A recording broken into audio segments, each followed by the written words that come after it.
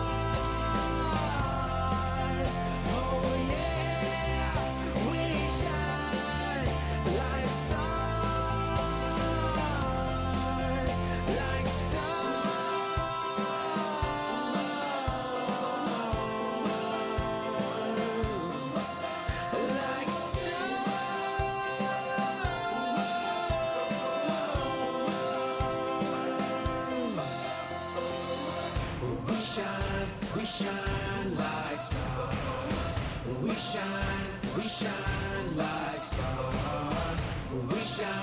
We shine like stars. We shine. But here we go now.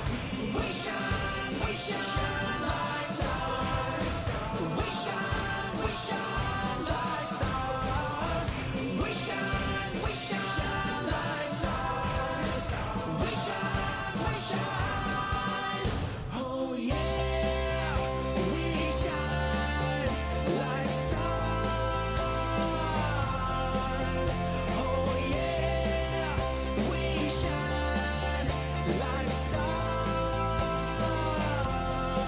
like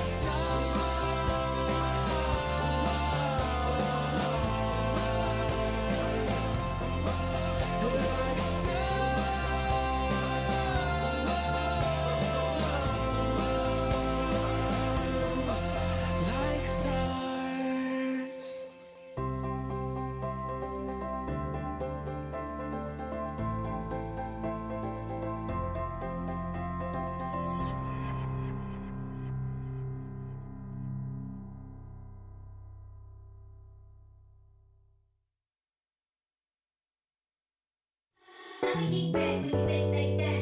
Head out of the game, I don't play that fact. Would you let me go? No, you never come back. I'ma be that best that you never had. I'ma kick back when you fake like that. I'ma head out of the game, I don't play that fact. Would you let me go? No, you never come back. I'ma be that best that you never had. I'ma kick back when you fake like that. I'ma head out of the game, I don't play that fact. Would you let me go? No, you never come back. I'ma be that best that you never had. I'ma kick back when you fake like that. I'ma head out of the game, I don't play that fact. Would you let me go? No, you never come back. I'ma be that best that you never had. I'ma kick back when you fake like that. Head out of the game, I don't play that fact. Would you let me go? No, you never come back. I'ma be that best that you never had. I'ma kick back when you fake like that. I'ma head out of the game, I don't play that fact. Would you let me go? No, you never come back. I'ma be that best that you never had. I'ma kick back, play that fact. Would you let me go? I'ma be that best that you never. I'ma kick back, play that fact. Would you let me go? I'ma be that best that you never. I'ma kick back when you fake like that. I'ma head out of the game, I don't play that fact. Would you let me go? No, you never come back. I'ma be that best that you never had. I'ma kick back when you fake like that. I'ma head out of the game, I don't play that fact. Would you let me go? No, you never come back. I'ma be that best that you never had. I'ma kick back when you fake like that. I'ma head out of the game, I don't play that fact. Would you let me go? No, you never come back. I'ma be that best that you never had. I'ma kick back when you fake like that. I'ma head out of the game, I don't play that fact. Would you let me go? No, you never come back. I'ma be that best that you never had. I'ma kick back when you never had.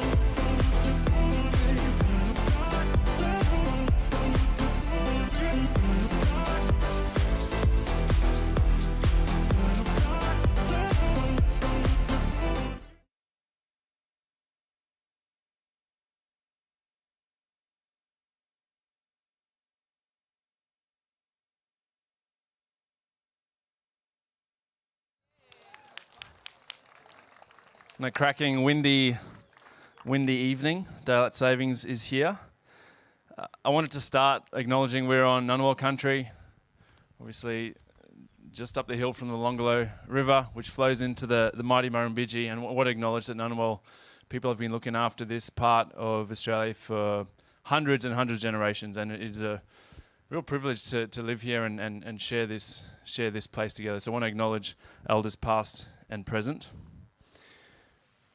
I'm going to have a chat to Sophie Scamps, MP, who I'll introduce now, and then we're going to introduce you to a bunch of independent candidates who are running.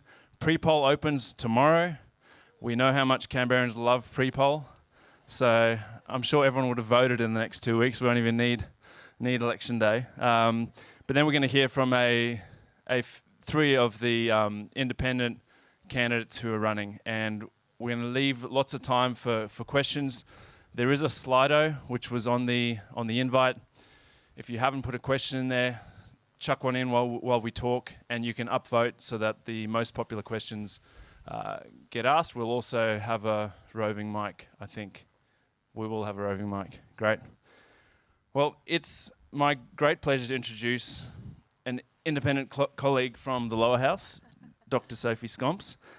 With the backing of the Northern Beaches community, Sophie made history at the 2022 election, defeating the incumbent Liberal candidate Jason Falinski for the first time in the seat's history.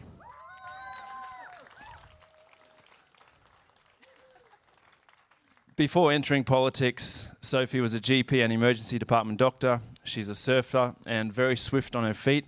She even qualified for the 1992 Olympics. 800-metre runner, yep. She has 2 master's degrees, including one from Oxford with honours. Sophie is both incredibly smart and very humble, and I'm sure has terrible handwriting like most doctors.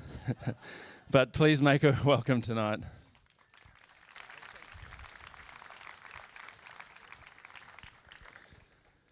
So to kick things off, one of the things that gets asked of me a lot in the lead up to the ACT election is how can independents work together but also be independent and vote independently? What does that look like, and what's your experience been?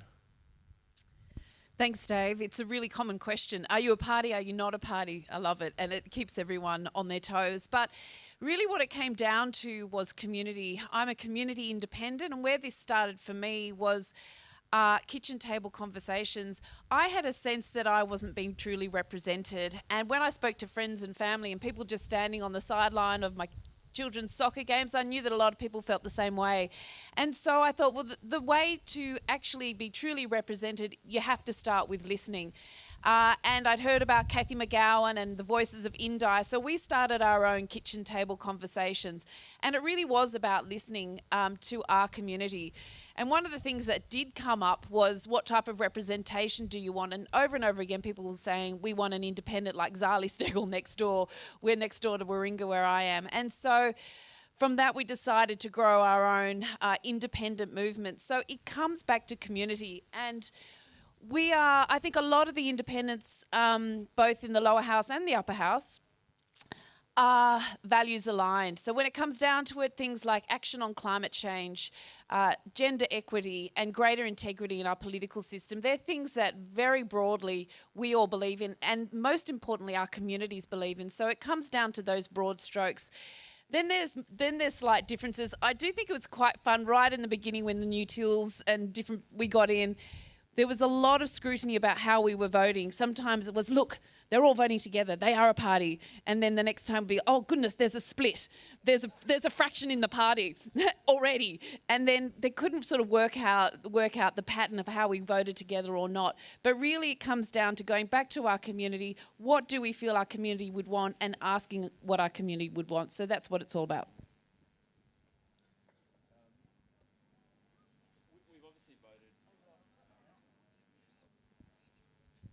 We've obviously voted differently on different bills, but as you said, there's a whole range of issues that if you're listening to a community, keep coming up. Integrity, action on lobbying, all these sorts of things. And one of the issues that we've both been pushing, you've got you've started a campaign, and I think maybe have a bill, is around native forest logging. And that's listening to people who say, this is madness, that in 2024 we're cutting down old growth forests. I was interested if you could maybe just tell people a little bit about, I guess, you're interested in and the campaign that you've launched and are running. Thanks, Dave. So, yes, we've got a campaign called Save the Aussie Bush, and we decided to do this because starting today is the first ever Nature Positive Summit, and Australia's hosting this first ever Nature Positive Summit. And it feels kind of hypocritical because we are the only advanced nation in the world that's a global deforestation hotspot, and we lead the world when it comes to mammal extinctions. So it kind of feels a bit off in many ways, and at the same time we're trying hard to debate and push through stronger environmental laws. One of the things I'm calling for is an end to the exemptions of our native forest logging. Currently, as it stands, native forest logging is exempt from our national environment laws, and this was started 25 years ago in a totally different context, when climate change was first being talked about, when we didn't have the same level of extinctions and we didn't have the threat from bushfires and other things. So I'm trying to bring attention, as we debate this in the House, I'm trying to bring greater attention to the fact that we have this ridiculous law that exempts native forest logging. And we know that logging is occurring in areas where there are critical and threatened species, and we could easily stop it, couldn't we? And I know that you're debating it now in front of the Senate as well, or soon to be. Yeah, we're trying to do a deal with the government on their EPA, basically saying if you remove that exemption, we will pass your EPA in the Senate. But currently they're not keen to negotiate. But that's the life of a crossbencher. We'll continue pushing them. And I should say this is how the Senate and the lower house work together. So I introduced an amendment to the same bill to say that with this EPA bill, this exemption needed to end. The government does have the majority in the lower house, so it goes up to the Senate, where Dave has that power to negotiate to see if we can get these things across the line. So Dave's taken that fight on now too. One of the it's well worth doing. One of the common criticisms of independence is that, well, you're not in power, so what can you really do? It's parties of government and government that make things happen. What do you say to that, and what is the power of an independent? I'll ask you the same question afterwards, so I'll reflect back to you. What is the power of an independent? Well, there's so many different ways that an independent is important in our democracy. One is just more voices, more debate, more eyes, more scrutiny, holding the government to account. It's really, really important. And there's been so many different things that we need to call out. So one that comes to mind in holding the government to account is, I don't know if people remember, there was an inquiry into, which is something I also push, is this ending jobs for mates culture in Canberra, is there was an inquiry into Commonwealth board appointments and making sure that there was making sure that it was done independently. That inquiry, the report was handed down nearly a year ago, and there's been no response to that. So that's something that we need to keep pushing on, and I know Dave has been pushing on it as well. The other thing is amendments. So one of our team's achievements that I'm most proud of is an Ending Jobs for Mates amendment that we got through. So prior to the last election, I think a lot of people were really fed up with the feeling that they couldn't trust our political system, they couldn't trust our democracy, they wanted our greater integrity in our democracy. So I've picked up on an Ending Jobs for Mates kind of push. Others are looking at lobbying and donation reform and looking at pork barrelling as well, but I've been pushing on ending jobs for mates. So we know that the Administrative Appeals Tribunal had to be abolished because during the last term of government it was so heavily stacked with political friendly appointments. It had to be abolished, but when they were reintroducing or recreating a new body, it was being established with the same flaw that led to that appointments problem in the first place. So it was kind of ridiculous. There was the ability to use independent selection panels so that there were independent appointments to this body, but in fact it was not mandated. So I put in an amendment to make sure it was mandated. Again, it didn't get passed in the House, but it went up to the Senate, and we were able to negotiate that successfully. And I know Dave worked on that one as well as the Greens. So it was a really important, thanks. It was hugely important because it sets a precedent for greater integrity, greater transparency and greater trust in our democratic system. And Dave, I'll ask you the same question. So how have you been able to make a difference in the Senate? And Dave is obviously incredibly busy because a lot of it comes down to the Senate. Thanks, Soph. And thanks for your work on that. I mean, it seems to me, being in there, that integrity and transparency is something that you cry from opposition, and then when you get into government, you say, actually, we like those ideas, but we also want to be able to give our mates some jobs when they need them. But my team has told me that I actually need to tell you some of the things that we've achieved, because I often gloss over them, and it's so much hard work goes into them, and I just love my team. I think they're extraordinary, and they work overtime for people in the ACT. I think, like Soph said, when a bill comes through, my commitment to people of the ACT is to take it on its merits, to engage on it, to understand it, then go out and consult with experts, consult with Canberrans, and actually put forward amendments. If I think, well, this is a workable bill, it can be better, and I think we've got about 140 or so amendments so far this Parliament. Some of the bigger things were with the Housing Australia Future Fund. We got them to index it, which is an extra $6.3 billion for social and affordable housing.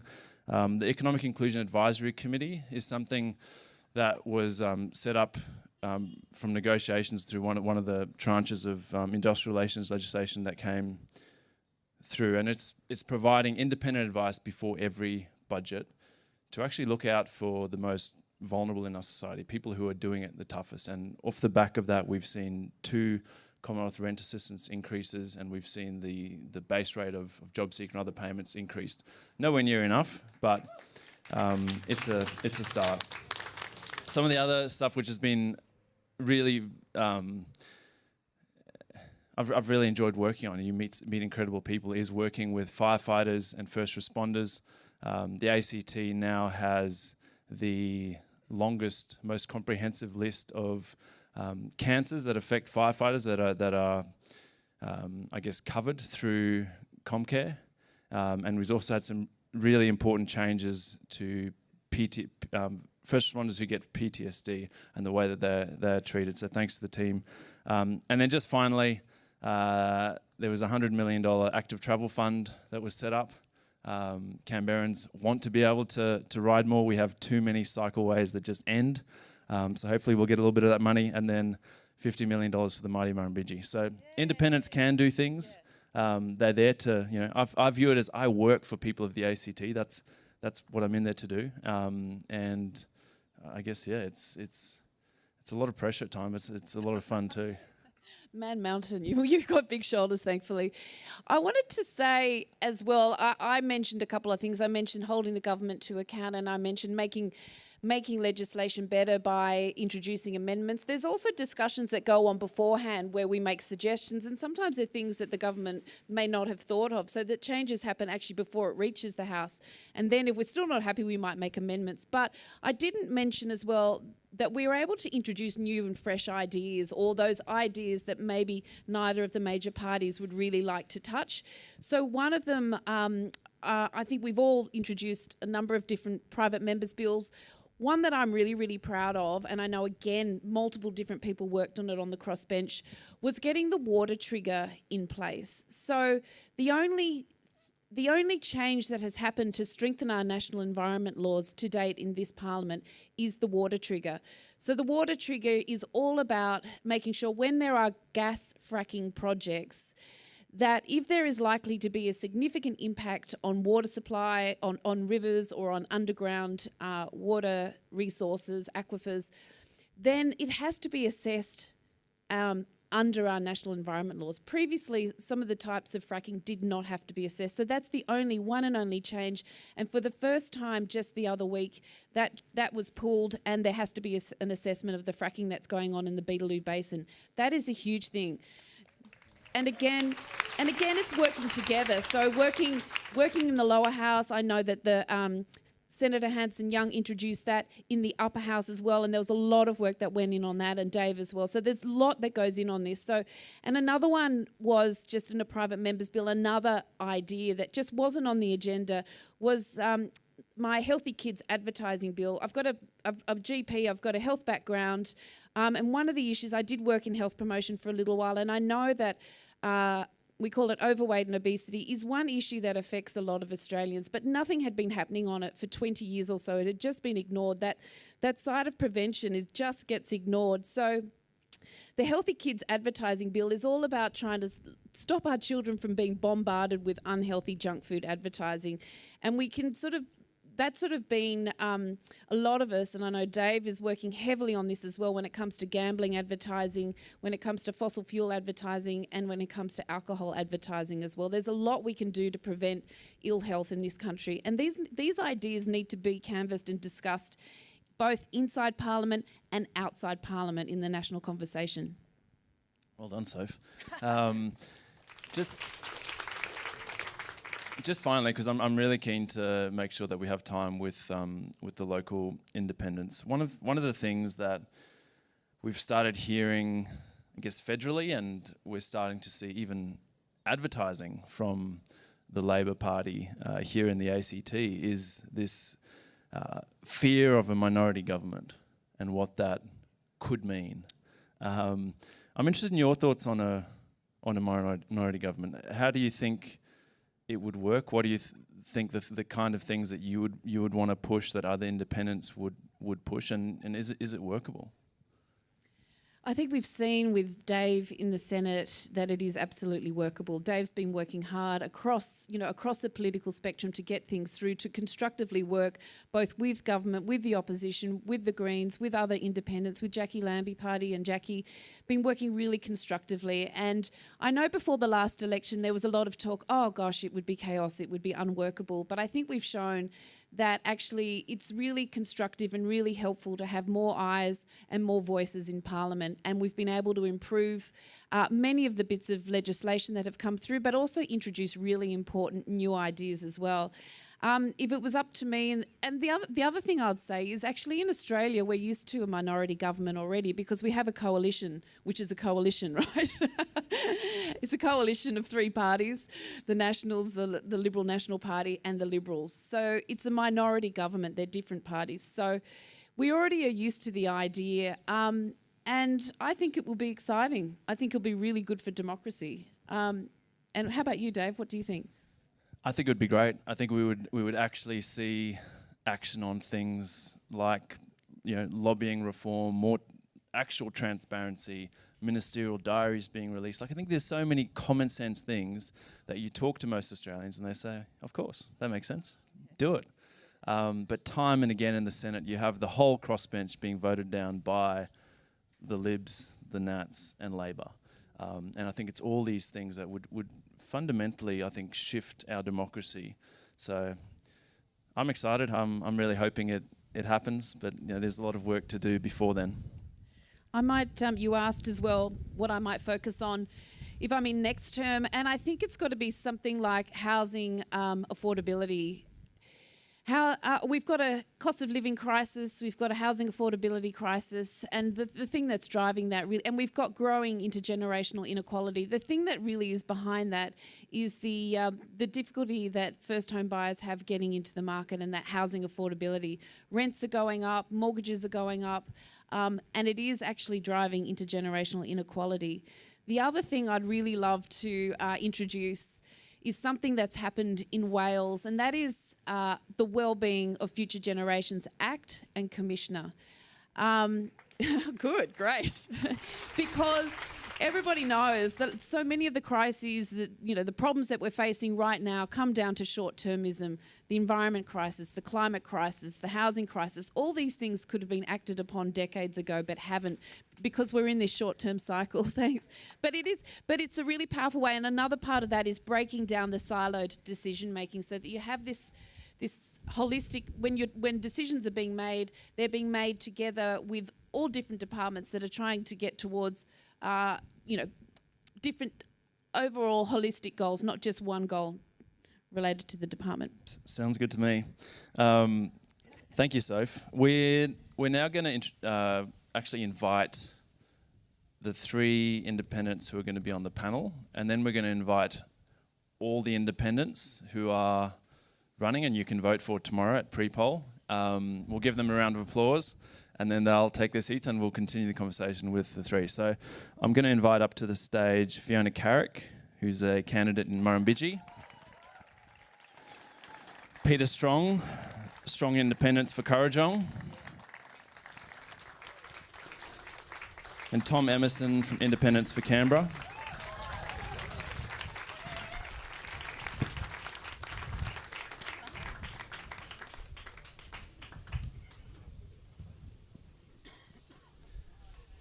And now we will welcome Sarah Pogay, Paula McGrady, Anne-Louise Dawes, Mark Richardson, Leanne Foresti, Sneha Casey, David Pollard, Vanessa Picker, Riley Fernandez, Vikram Kulkarni, Nathan Naker, Tenzin Main, Elise Searson, and Janine Haskins.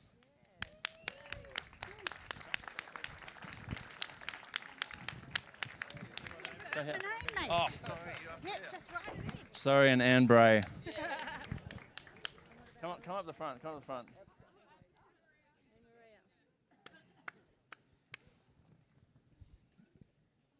It's not an easy thing to run as independent, so please give them a big round of applause. All the very best for the next couple of weeks.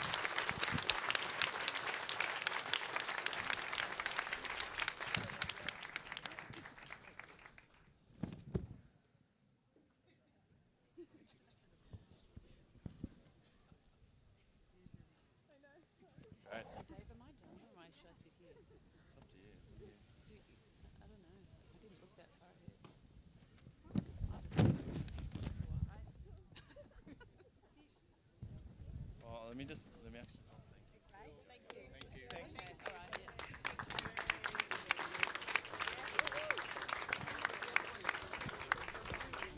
Before we kick off with the ACT candidates, can you please give Sophie Scamps a big thank you? She's just arrived from Sydney. She's going to go and get some food and get warm.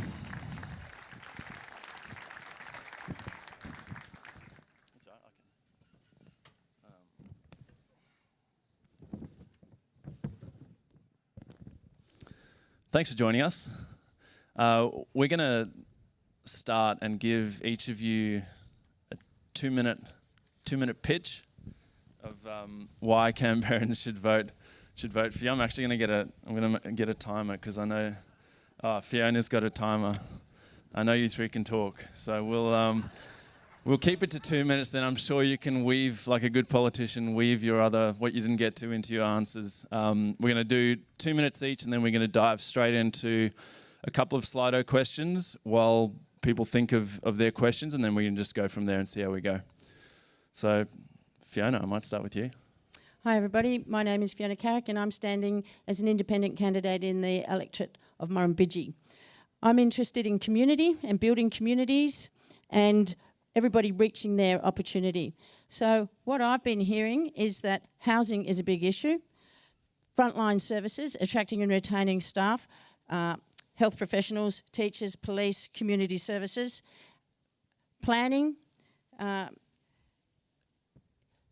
and city services, so like our paths, tree canopy, mowing, having pride in our city, transparency and integrity and genuine consultation with the community, and the budget.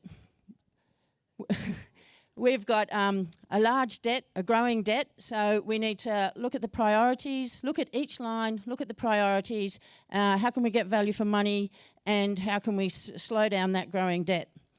Having come from Woden, where we've lost a lot of our social infrastructure, I'll just spend my limited time to say that we need proper planning in this town where we balance homes, commercial areas and jobs, public spaces, community facilities, so that people can go down to their local and enjoy, socialise. It's good for our physical and mental health to be able to socialise locally. So my view is that we should share the social infrastructure around. I think that we should have a health, education and sports precinct opposite the Canberra Hospital. We've got 13 hectares there. We could build up the allied health. We've got a shortage of GPs. We've got the lowest number of GPs per 100,000 people in Australia. Thank you, Fiona. Well done. Got a lot in there.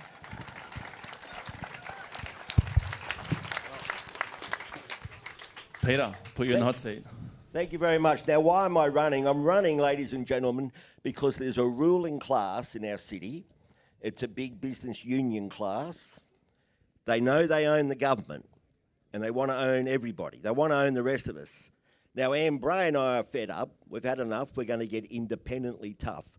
There's a ruling class in Canberra and we've got to bring it down. Now, it's the CFMEU, Geocon and Lend-Lease that lead the pack. They take all they can and give very little back.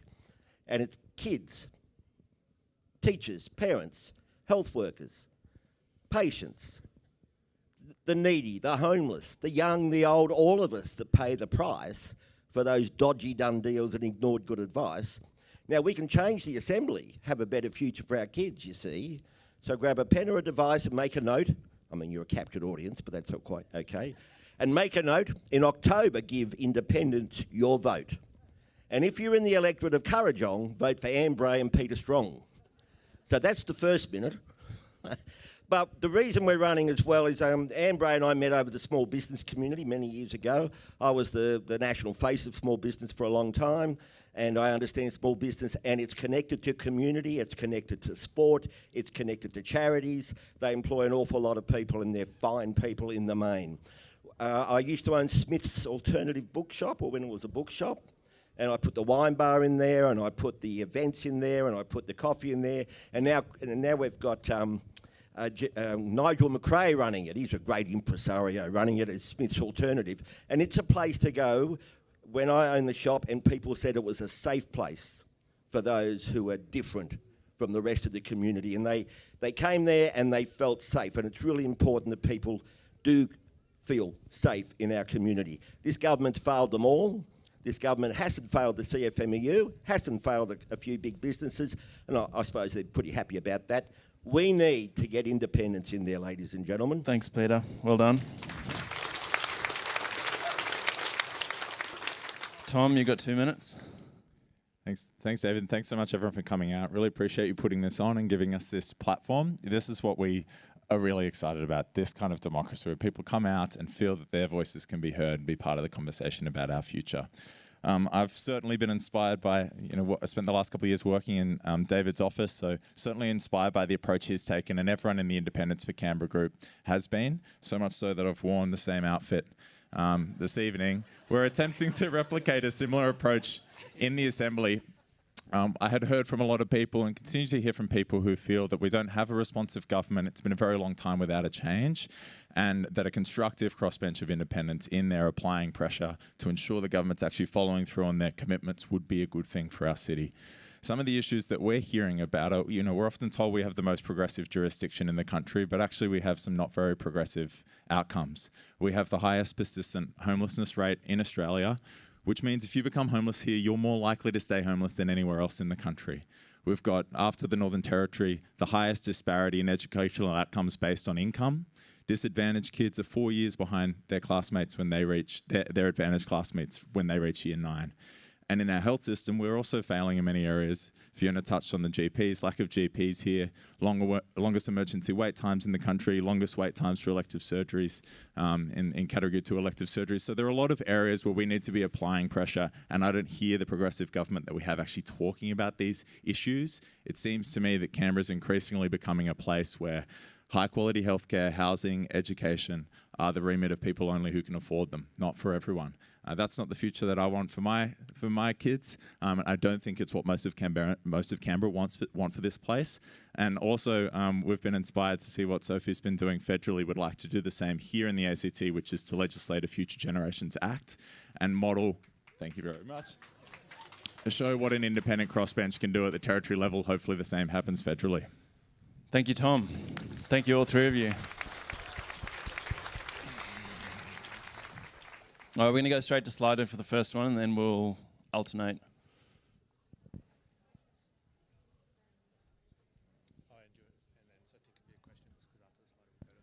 Yeah. Who will you form government with if you get the balance of power, both ACT and federally? Surely that was, we're not covering that tonight, let's just go ACT. Should I start? Yeah, let's start with you, Fiona. Okay. Well, if I'm in that position, I will look at the makeup of the Legislative Assembly, who's what MLAs we have there. I will look at who has got good policies and support our policy positions for our electorate of Murrumbidgee, because we are desperate for, as I say, social infrastructure and a number of other things. I will also consider the whole of Canberra, of course, but I will not support any policies that are, like wind back access to abortion or gay rights or any of those sorts of policies. Peter? Thank you very much. And thank you.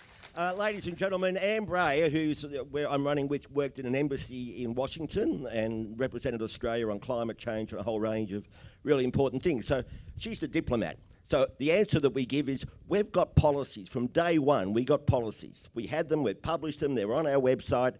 So if we get in a position of that situation where we pick the government, then we say to all the people, there's our policies, what are you going to back? What are you going to back? So we've got policies, that's really important. Now I'm more the political Machiavellian type of person, and I'd say, right, if it's the Libs, I don't want any of your right-wing fascists on that bloody front bench, thank you very much. You won't get in if you've got them there.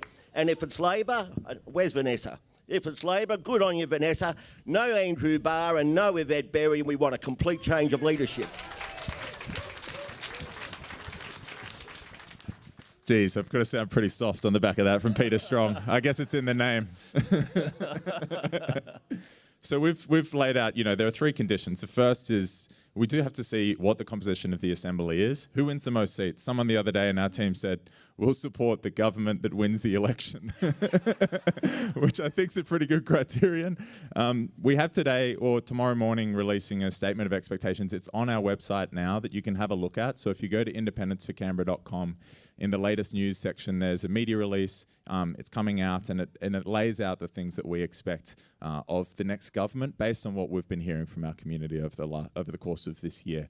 So some key policy commitments that are priorities. I mentioned the Future Generations Act, acting on some of those concerns that I raised as well in terms of people falling behind in the ACT, but then also ensuring we're not taking any backward steps when it comes to things like climate action, of course, voluntary assisted dying, abortion access. And we want to make sure that the next term of government really commits to respecting and protecting people's rights, regardless of age, sexuality, race, cultural background, all these things that Canberrans really, really care about. What I would say is we're hearing this question more and more from the parties, and the reason in part that they're asking it is they want to frame an independent vote as a vote for one of the major parties. So let's not let ourselves get forced into that dichotomy. You can vote for independents and they can remain independent, and your vote is going to them, not to a major party. That dichotomy is the problem in the ACT, and it's what we want to change. Seems really sensible. Part of the question was federally. I'm not in the lower house, so I can't really answer that, but I do look at some of the really sensible crossbenchers in the lower house, Helen Haynes, Sophie Scamps, and think that they would really hold a government to account in a minority government, and I think they'd be assessing all these sorts of things that communities want them to assess. How do the values line up? What are the things that we're hearing from people we represent?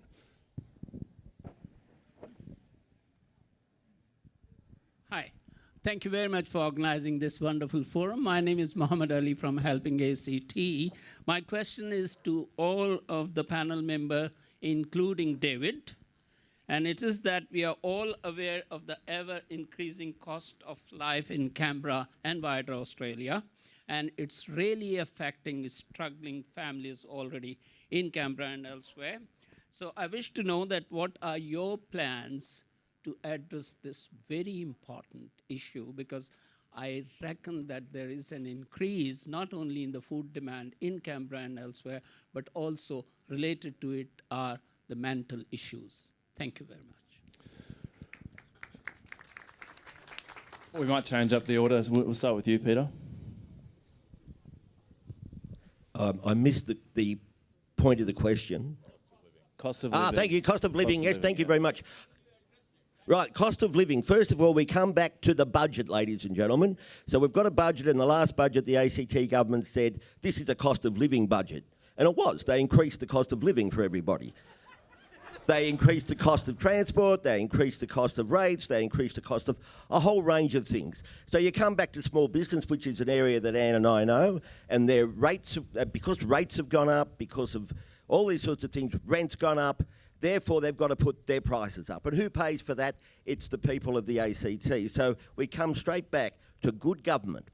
And government isn't about them making money on the back of us, it's about them doing what's best for us. And they can't add to the cost of living like they're doing at the moment. And we see our infrastructure projects need to be costed properly. One of our policies is to have an independent infrastructure commissioner who would look at the business case for infrastructure, comment upon whether, and get experts to say whether it's value for money and whether there's other ways of doing it. And that way, that impacts upon the budget as well, which impacts upon the cost of living. Tom? Thanks, Mohammed. Thanks for everything you do as well in the community. And so you would know we don't have a food relief strategy across the ACT. These food pantries have just popped up and many report being underfunded. So this is something... 7 pantries working, said Mohammed, they're supporting 3 of them. So this is a real concern. 12,500 Canberrans ran out of food last year, and we don't have a strategy for feeding people in our city. It's really shocking, you know, the level of disadvantage in Canberra. So that's a priority. One of the things, the first commitment we actually made as a group was to increase community sector funding. We're hearing about a 30% gap across the community sector that's emerged as a consequence of population growth over the last 15 years or so, not having been matched by increased funding. So that's one of our key commitments, to actually support the organisations that are looking after the most vulnerable people in our community. And another is housing. You know, in terms of levers that we can pull, social housing in the ACT, we've gone backwards in our public housing stock in the last 12 years. So under a Labor Greens coalition government, we've got fewer public homes than we did before they formed a coalition, which I just think is really disappointing and doesn't meet community expectations. You know, the wait list for public housing has grown by 80% in the last 6 years. And we're hearing from people representing, but also directly from people women who are trying to escape violence and being told, look, we actually don't have a home for you. So you're going to have to wait it out. That's happening in our city. So this needs to be a priority, and we've seen some commitments from the various different parties, but what we haven't seen is action recently. So if we can address acute housing stress in our city, we think that'll be really vital. It's one of the conditions on our statement of expectations that we'd expect to be met. Fiona? Yeah.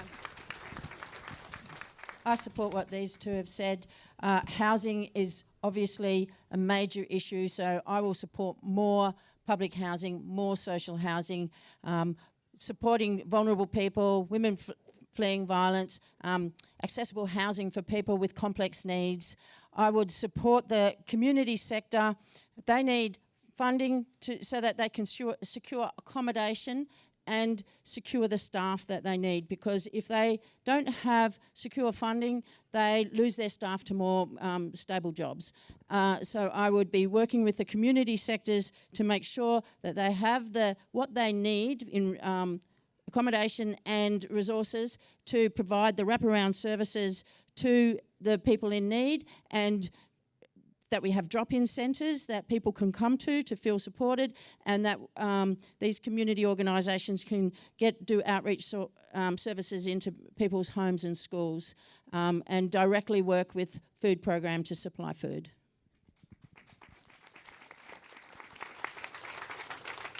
So just another one from Slido. The ACT voted yes at the referendum, yet we have the 3rd highest rate of Indigenous children in out-of-home care and in youth detention. What will you do about this if elected? Tom, we'll start with you. Sure. Yeah, thank you. I think this is one of the areas where it's actually pretty shameful, some of the figures that we see in terms of outcomes for Indigenous Canberrans. Something that we've committed to is actually in the ACT we have an entity called the Aboriginal and Torres Strait Islander elected body. This is kind of our mini version of the voice to Parliament. It's supposed to represent the interests of Indigenous people in our city, regardless of their heritage. We have a candidate, Paula McGrady, who was the deputy chair of the elected body until recently. That body, Paul actually showed me one of her pay slips. I'm not sure if she was allowed to do that, but the body is not funded sufficiently for people to do the work that they are doing. So that's a commitment that we've made, is to fund full-time roles for the chair and deputy chair of the elected body. The fact that Paula felt that she had to not recontest that election to be on the elected body again and instead contest the ACT election is an indication that those voices aren't being heard. The body's not sufficiently independent to provide frank and fearless advice, and the advice isn't being acted on. I actually think it would be better if can Paula give a quick answer to this question? Because the answer is putting Indigenous people at the front of that conversation.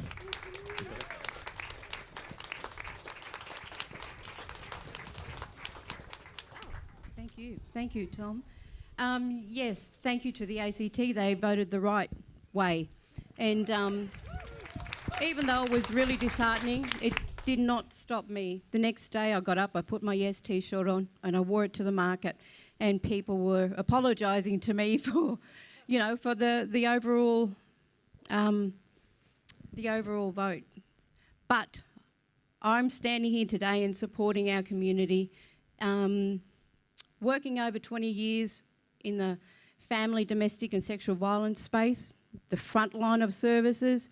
I've got my son here today, and, I've missed a lot of Christmas days because I was working on call. But this is a part... No. So I feel really passionate about our community and safety in our community. I also worked in youth justice at a Bimbri Youth Detention Centre. And a big shout out to my old boss, Greg, who's here today. I haven't seen for quite a few years. He said something really lovely to me today. He said, Paula, when you started and you came into Bimbri, you came in as just like a gentle breeze. You didn't come in like a whirlwind. And the children loved me. And gave me a classifications officer role as well.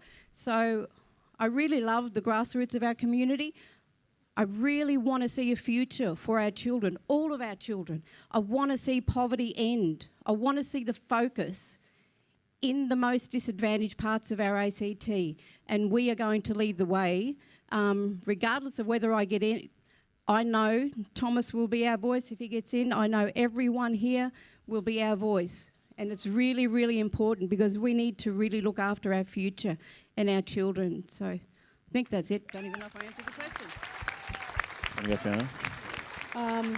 Well, it's hard to beat Paula. I agree with what Paula has said. I think the government needs to listen to the elected body and to the community-controlled organisations. They need to work together. I think that we need to plan for more community-controlled organisations and how do they take over Boomanalla Oval and the Healing Farm. That has to be planned properly for success. We need the community-controlled organisations to have the resources to be able to provide those wraparound services and to be able to reach into the families in the schools to support the young people and the families to improve their lives. Thank you, and I obviously agree, and it's good to hear from a good Kamilaroi woman over there. Well done, Paula. I'd say we go back to the basics as well and look at literacy and numeracy. If you can't read and write, I don't care who you are, you're going to struggle. But the government does not listen. We've heard that. The government is not listening to the people they should listen to, and they've told me in the past it's too hard. And I think it's hard to listen to someone and do something about it. I just think they don't care. So what you've got is a whole heap of independents that do care about everybody in the community. And the Indigenous community, the Uluru Statement of the Heart, I knew those people. We talked a lot. They got 204 signatures on that statement. That's extraordinary. 204 different communities signed that up. Doesn't happen in the white community. Getting 5 people to sign something is difficult. But to have 204 and then they shed tears when it was signed, it was a most wonderful thing. We can do that at this level, down at our level, where we do have many nations here because we're the nation's capital. We can come together, but we don't come. We listen. It's about truth-telling and it's about bringing people along. Can I just say one last thing? I'd be working to push the government as far as their implementation of the Our Boys, Our Way report and make sure that it stays on track to be delivered. I think there's so much great work happening in the community that the government could be better supporting, and I think the listening piece is critical. A quick plug, anyone interested in the Western Edge of Canberra, I've been doing some work with my team engaging with Ngunnawal here in Canberra, and we're hosting an event on Friday at the ANU looking at the future of the Western Edge and what that could look like. So anyone interested, you can check that out on my website.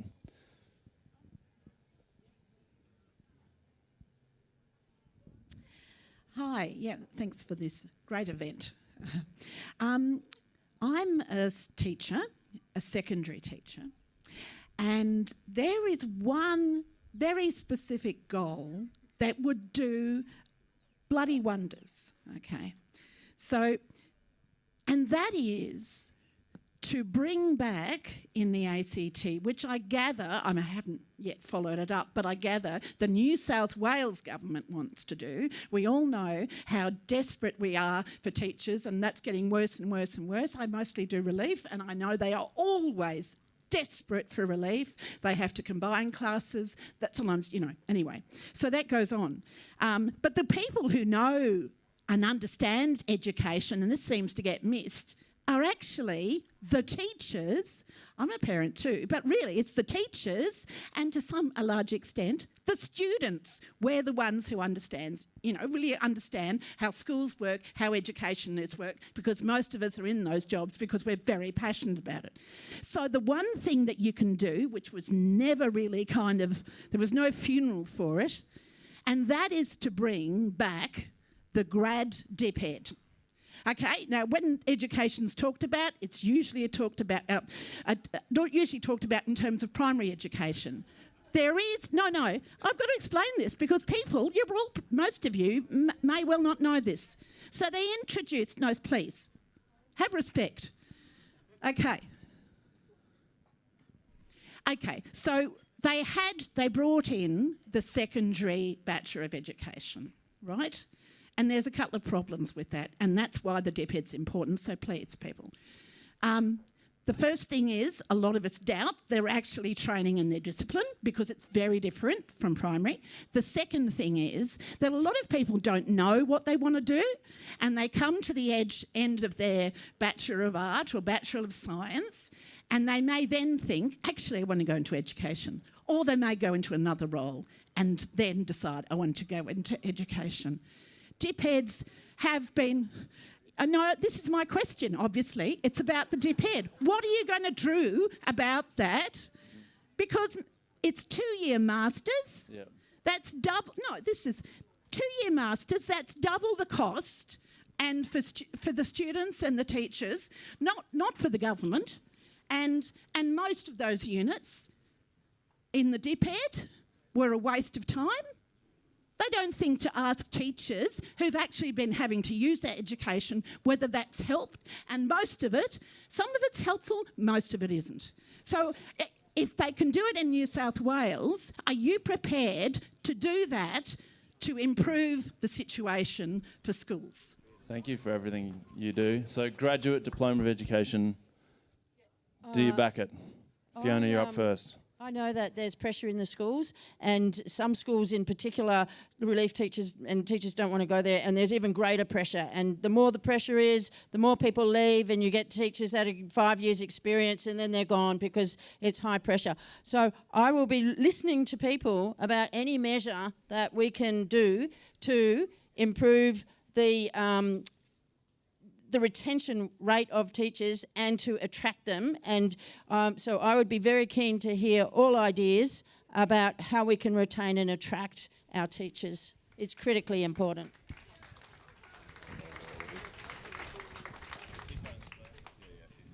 Oh, okay, thank you very much. I just note that Anne Bray has a graduate in education. Yes, so Anne's my go-to on education.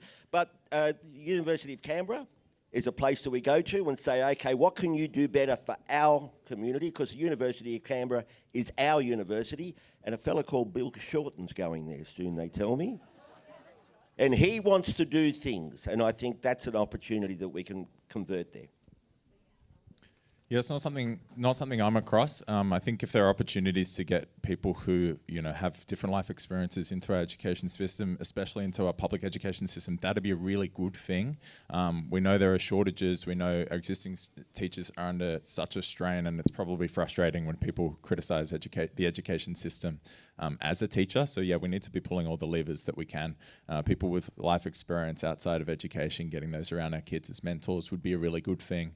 I understand New South Wales also set themselves a target of reducing the administrative burden on teachers by 30%.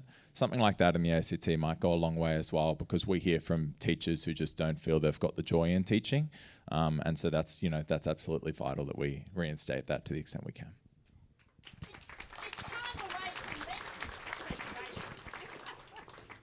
All right, it's what we've all been waiting for. Are you committed to extending the light rail to Woden to complete the north-south mass transit spine for Canberra? I'm happy to go first. Peter, you are actually up first in this rotation. Oh, so. there you go. Okay, ladies and gentlemen, how do you make a decision without information? Right? How do you make a decision? So I've got my own thoughts on these sorts of things. You think, now hang on, Peter.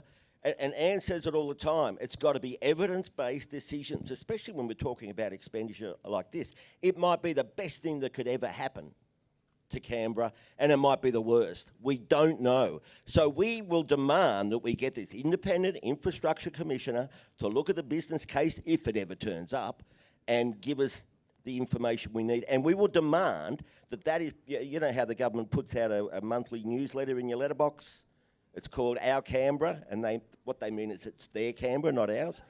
So what we would do is make sure the information is put in that. So you don't have to go to a website and have a look, because we know their website can be difficult to get through, and plus you get busy before you get to it.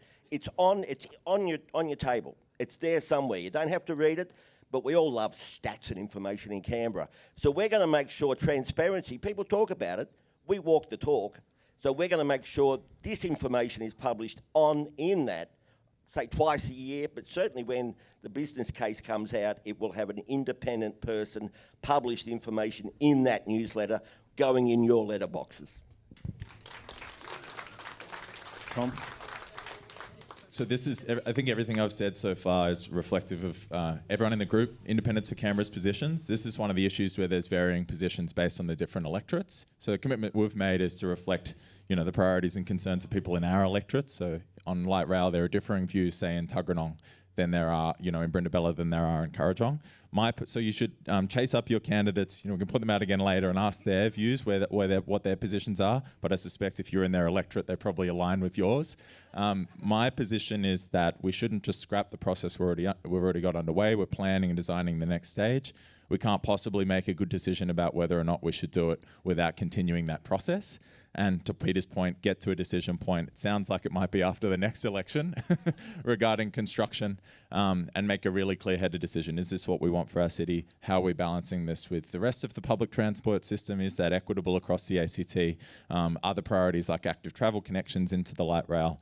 And also I think what we've missed in the public conversation about this, because it has been kind of dogmatic, you're either completely against it or blank check, light rail down every street, is we haven't spoken about what light rail does that buses don't do. It's a densification project as well as a transport project. So if that's what we want for that corridor, let's have that public conversation and make a decision on the basis of having had that conversation. Fiona, you're in Woden. Yes. What do you reckon? Well, what I hear is that, what is the objective of public transport? It connects people to jobs, education, and to their social networks. But we never hear that. We don't really know what the objective is. Is it congestion? Is it land value uplift? So I'm mode agnostic. I just want really good public transport, and I want it now, because this has been pushed down the road until past 2028. We've got people that are taking too long. You know, what we hear is it takes too long to get to where they need to go. The buses are not frequent enough. They have to change too many times. So we need to restore the coverage of our bus network so that people can have a fair go in getting where they need to get to. And we need to do a business case on what is the best public transport network for the whole of Canberra's backbone, not just piecemeal, bit by bit. So we got stage one, and all of a sudden it seems to be the best thing for everybody. I don't know how that works. I don't know how a captain's pick in this town our government gets away with captain's picks without doing the underlying analysis to work out what is the best thing. Where do trams go? Like, there's a place for trams in city networks. Where is the best place for a tram? Where is the best place for a bus to do the commute? Like, if you live in Tuggeranong or Western Creek or Molonglo and you're nowhere near the alignment, why is this good for you? And the government should tell us, because an all-stopper in 2063 to Tuggeranong and an all-stopper to town and an all-stopper back again, and you're spending over 2 hours a day on public transport, might not be the best thing for the people of Tuggeranong.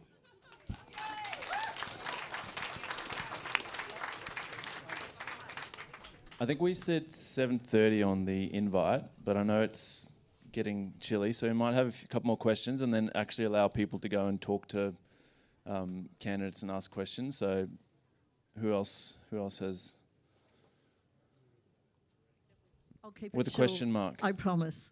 My name is Lynn Russell. I'm CEO and founder of Invisible Disabilities Australia. And if any of you work in the mental health space in Canberra, you will know that the Office of the Minister who was responsible for that was dysfunctional. Barr knows that, Rattenbury knows it.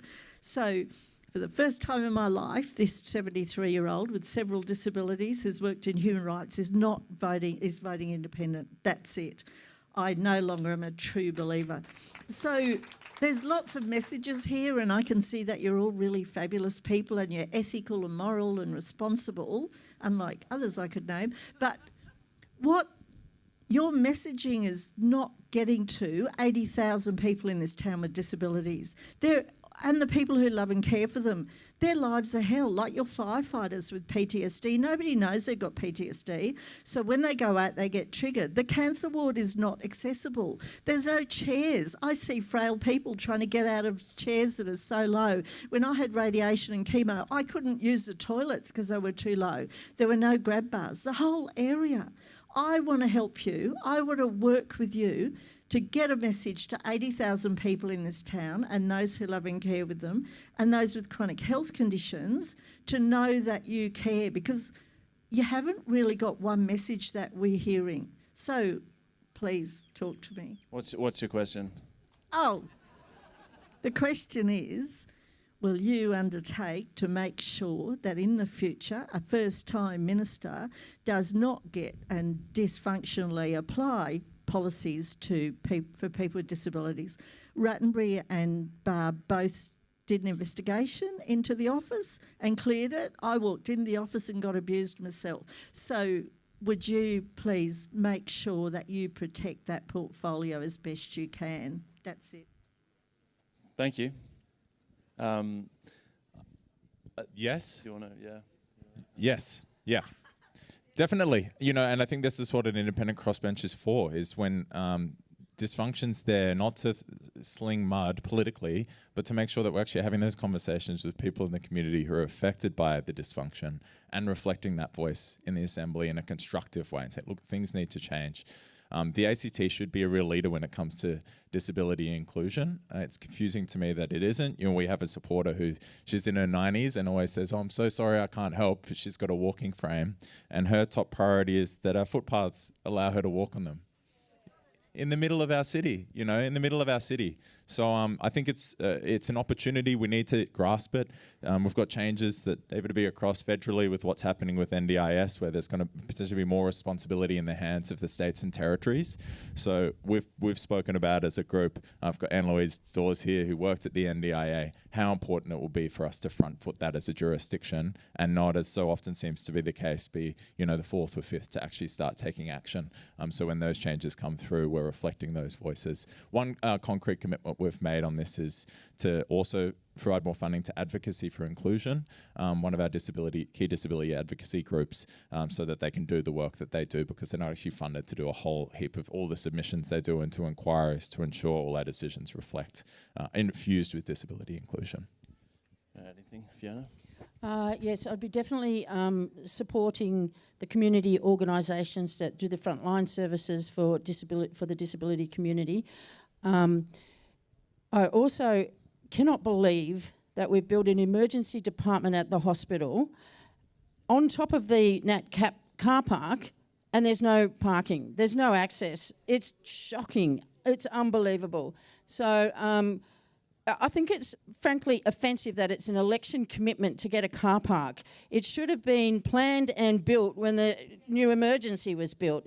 So I will be there to hold the government to account to make sure that they do support all communities, including the disability community.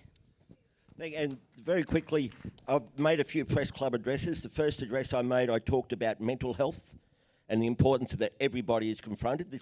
The second press club address, I talked about the new ruling class in Australia. At the time it was Coles and Woolies and their union, the retail union. And I said, how do you solve this? You give power back to the community. You get it from the grassroots up about what they need. And as we heard from Fiona, you go to them and say, what do you want? And they say, a car park. I mean, it's pretty simple. But they don't go to community. This is the problem, and this is why independence is so important. We've all said we will get more money out to community groups. They need more money, without a doubt. But what they also need is to be listened to. And you talked about the dysfunctional ministers' offices. Have no doubt they're dysfunctional. That means a change to the public sector, so they learn to listen and not tell. Right? That change will come when that change happens within the public sector. The public sector in Canberra has not been reviewed in 17 years. Now, that never happens with banks or any large organisations. You've got to have review regularly, because otherwise you end up with thousands of people in the SES or something like that, top heavy. So that is going to solve the problem by saying, okay, let's empower them and teach these people how to listen and how to show they've listened.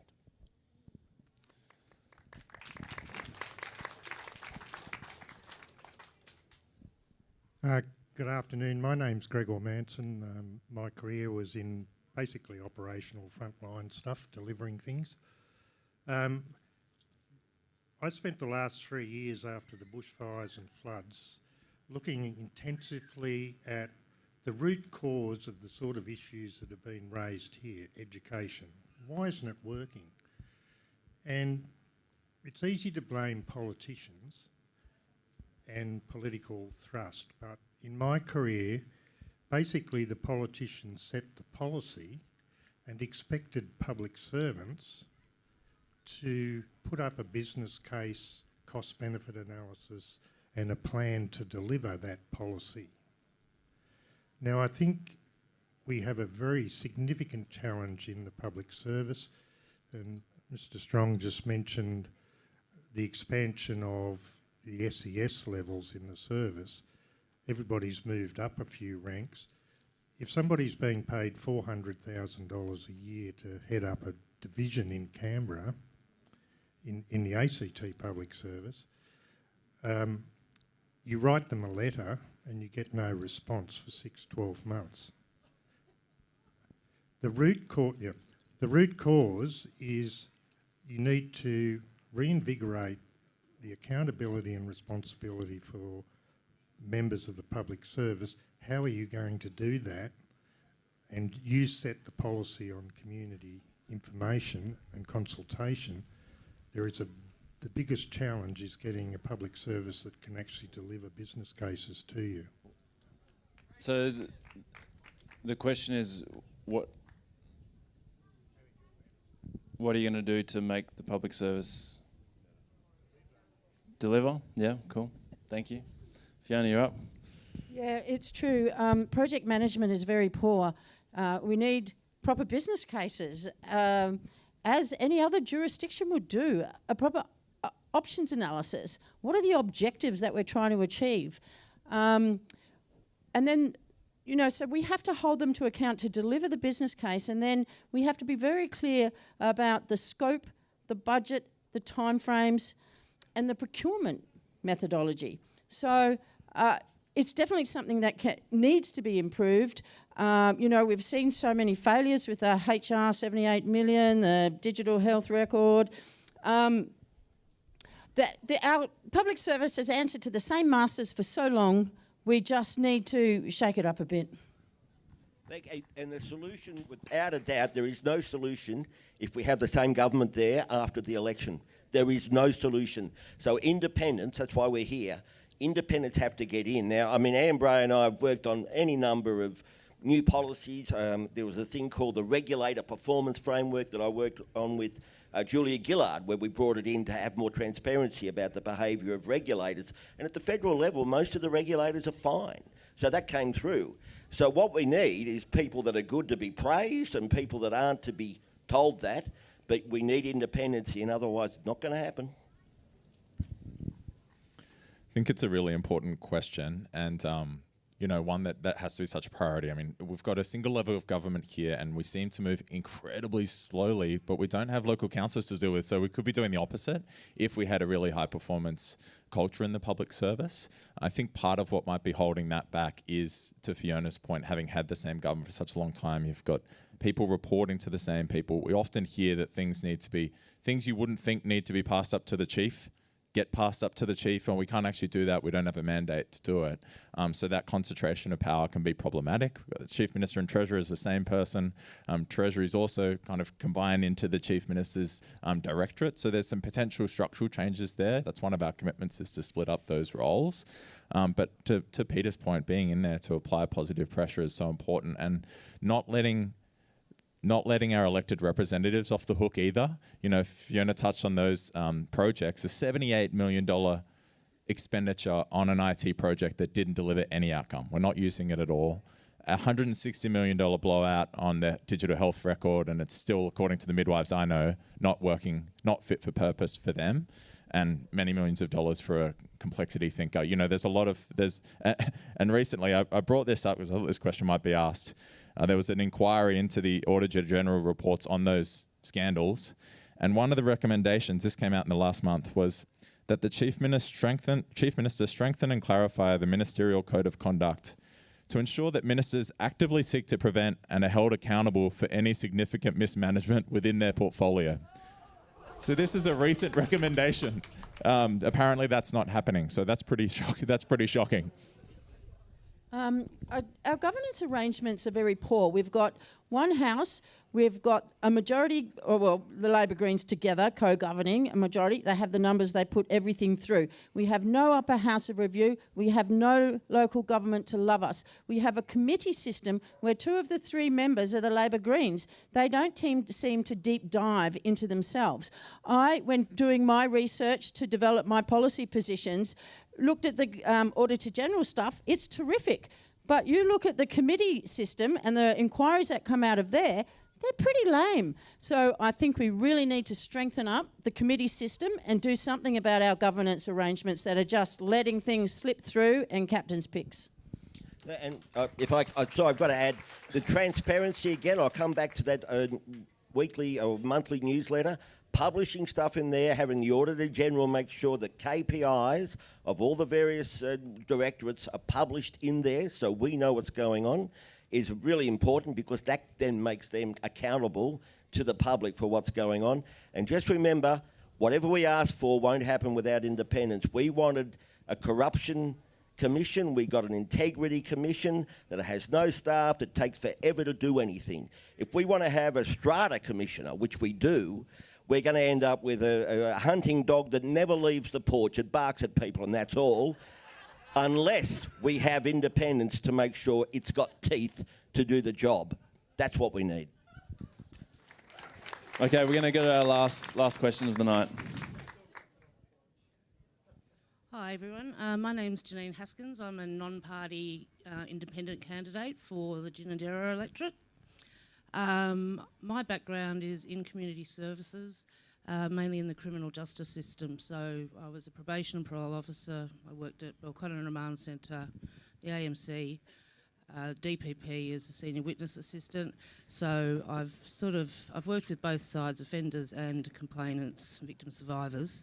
Now, in the ACT at the moment, it's been proven last week that the AMC, our prison, is not human rights compliant, and this is not just concerning, it's extremely concerning. The prison in the ACT, we have the highest recidivism rate in Australia. We also have the highest representation of First Nations people in the AMC. We're also paying over $540 per detainee per day, which is more than double in other jurisdictions within Australia. I want to know what you guys are going to do about reducing recidivism. I've got some really, really good ideas about some prison models in the Netherlands, Scandinavia. They're closing their prisons over there because their recidivism rate is down to less than 10%. And if you look at the numbers that the government have provided us about recidivism being only at 34.1%, these numbers have been crunched, as in that they're based on people who have not reoffended for 2 years. It's not based on the people who reoffended 2 years and 1 day later. So the reality is we've got 400 people in the prison at the moment being treated abysmally. The health system is absolutely appalling there. I don't know if people know my story, but I lost my daughter 4.5 years ago after she'd spent 2 weeks in the AMC as a prisoner at risk. Now, that information wasn't shared with the magistrate, and so when I was calling for help, they didn't believe me. And 10 days later, she was dead. So clearly, I'm very passionate about this stuff, and we're losing people in the prison, as we know. We've lost 2 this year, and we lost 1 last year. You know, I'm also into coronial reform. I'll stop in a minute, but are we going to keep having to have coronials? Are we going to get poor recommendations from coronials, or are we going to affect change by making good recommendations, implementing them, monitoring them and reviewing them? Thank you. Peter, I think it's your turn to go first. Oh, thank you, and thank you for that. We can fix this by going to the experts and talking to the experts, and I come back to the structural issues. We have a Human Rights Commission in the ACT. They called a meeting of all the legal practitioners to a breakfast meeting a couple of years ago to make an announcement, and they announced the joy they had that they had grown the Human Rights Commission from 5 staff to 102.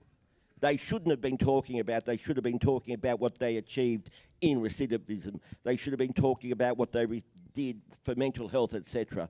We've got to go back and change the basic structures that we have and listen to people like you and go and investigate what's there and stop listening to themselves.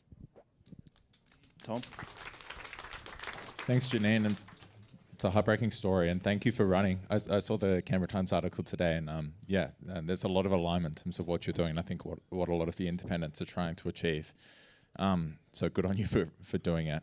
We've committed to commissioning an independent inquiry into the ACT's criminal justice system. We think this needs to be a holistic approach, and the 2 candidates in our group who kind of announced that commitment, worked it up together, are Paula McGrady with her experience in youth detention, domestic and violence, family and sexual violence crisis support work on the ground, and Mark Richardson, who's a police officer and has been he's on leave from being the head of ACT road policing, which I think is something independents can do. Like, when do you hear those sorts of people coming together, right? You know, we hear from policing, things need to be done, we need to be tougher. We hear from the, community service providers, we need to treat these as we need to help people carve out a new direction for themselves.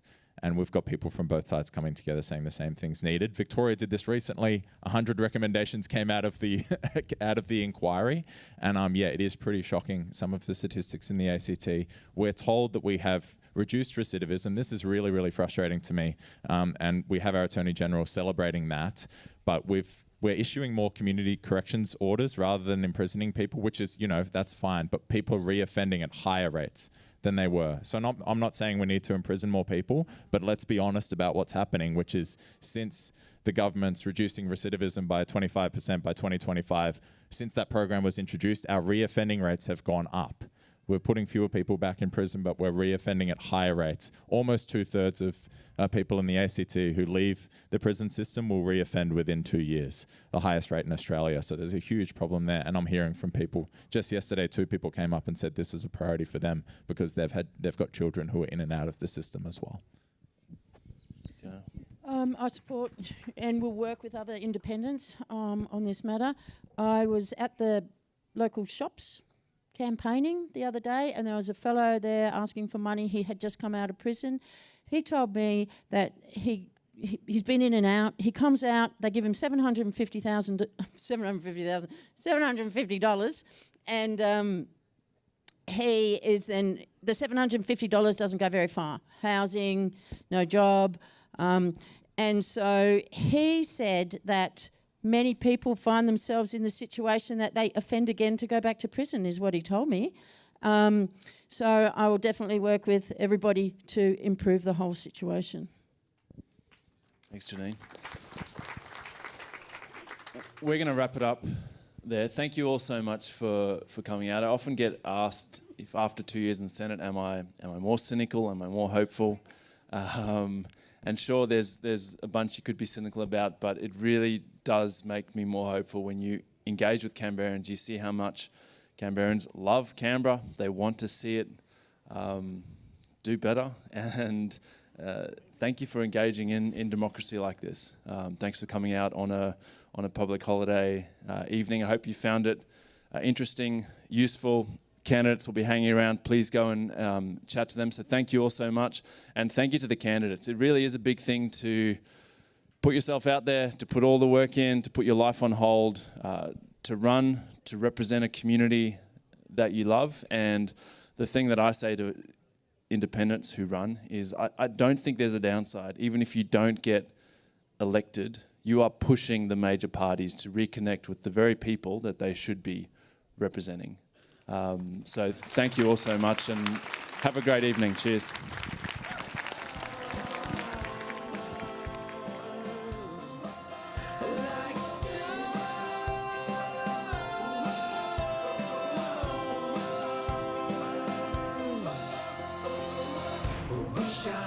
We shine like stars.